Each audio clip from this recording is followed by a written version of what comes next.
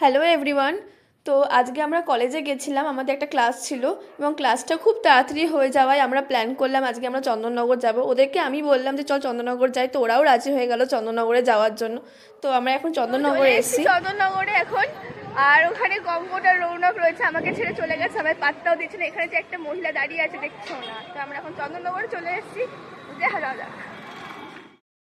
চন্দননগরে ঢুকলে যে জিনিসটা সবার আগে আমার চোখে পড়ে সেটা হচ্ছে জলশ্রী।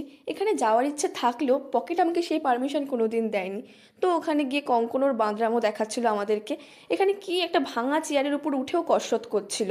তারপর আমরা আরও ভেতরের দিকে গেলাম, আর এখানে এই ফুল গাছগুলো আমার এত ভালো লাগে না, বসন্তকালে দুর্দান্ত লাগে, তা বলার বাইরে। আমি গোবর ব্লগে আনবো, কিন্তু কঙ্কন আমাকে গোবর ব্লগে আনতে দিল না, বললো বেগ ইউ আনিস না। ব্লগ করি ওদের ওদের ওদের কনসেন্ট ছাড়া তুই ওদের গুনে ব্লগ করবি? ওদের প্রাইভেট পার্ট থেকে বেরিয়েছে ওটা না, ওদের কনসেন্ট ছাড়া তুই ওদের গুনে ব্লগ করছিস। আমি আমি আমি ব্লগে আমি গু দেখাতে গেছিলাম গাইস, গোবর দেখাতে গেছিলাম, দেখাতে দিল না আমাকে। তোমরা তো দেখলে আমরা তিনজন একসাথে থাকলে কি হাসাহাসি করি, তাও আজকে সঞ্জনা ছিল না, ও থাকলে আরও বেশি মজা হয়। তারপর আমরা চলে এলাম চন্দননগরের এই জায়গাটাতে। আর এই জায়গাটাতে এসে ভিডিও আর ছবি তুলব না তা কখনো হতেই পারে না। আমরা বেশ কিছু ছবি ভিডিও তুলে নিলাম। তারপর আমাদের খুব জোর খিদে পেয়ে গেছিলো, আমরা চলে গেলাম এই এই দোকানটাতে খেতে। এটা চার্চের অপোজিটে ছিল এই দোকানটা চন্দননগরে।